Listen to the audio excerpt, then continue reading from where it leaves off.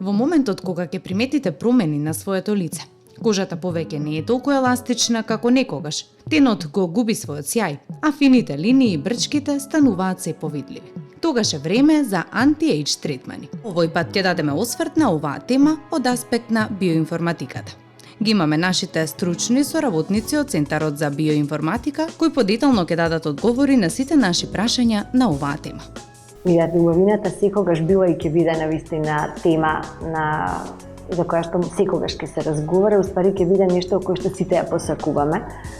Убавината не говориме само за надворешна убавина, него за целокупната убавина која што доаѓа од внатре, убавината која што врачи еден организам, еден човек, која што го квалификува за тоа да кажеме убав или неубав човек. Не постои неубав човек, само така да дадам еден краток вовед. Меѓутоа, грижата за себе е секогаш посебно во новото време во кое што сега живееме со целата оваа динамика и тоа како станува многу битен фактор, затоа што покажува колку се грижите, колку се сакате себе си. Ако порано убавината беше, да кажеме, на еден начин повлечена и повеќе загарантирана за дамите, за жените, сега не е така. Сега и машкиот пол се грижи и тоа така треба да биде и тоа станува апсолутно стил на живење.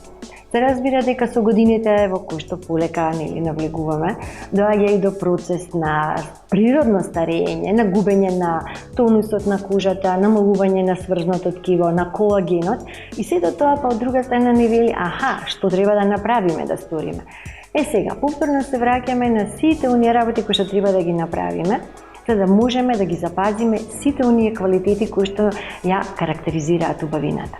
Значи, за да ја одржуваме убавината, пак ќе кажам, животните навики кои што се исхраната, сонот, тоа е исто така многу битен елемент, и доволната хидрираност на телото. Тоа се некои навики кои што треба да ги практикуваме и кои што ни го даваат успари грижата за тоа како ние се чувствуваме и како треба да функционираме.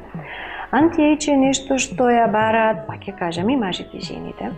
Значи, кој што подобрува не само она што го гледаме надворешно на нашето лице, туку на целокупното функционирање на кожата, на сврзното ткиво, зашто и сврзното ткиво и еден дел од него нормално се колагенските влакна, значи се многу важни да ја остават својата функционалност, бидејќи тие влегуваат и меѓу органите, и во крвните садови, значи сите органи е битно да ни функционираат добро. Она што го гледаме надворешно е само еден момент, и тоа е навистина исто така желба на секого, или пак да подобриме квалитетот на кожата, кај што кај дамите е секогаш, посебно во оние убави топли периоди кога се носи и полесна облека.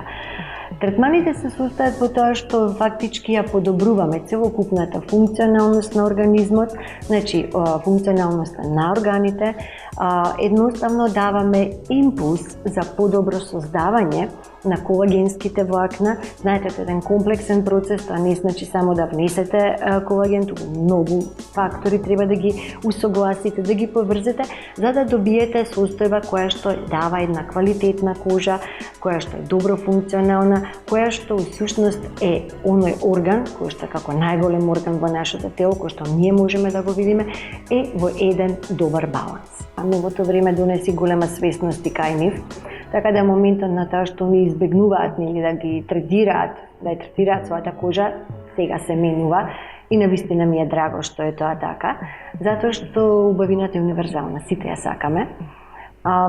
И истото тоа се прави и кај нив.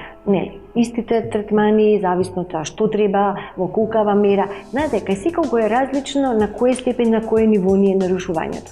И повторно ќе кажам, говориме за персонализирана терапија која што ја даваме и која што го дава ефектот.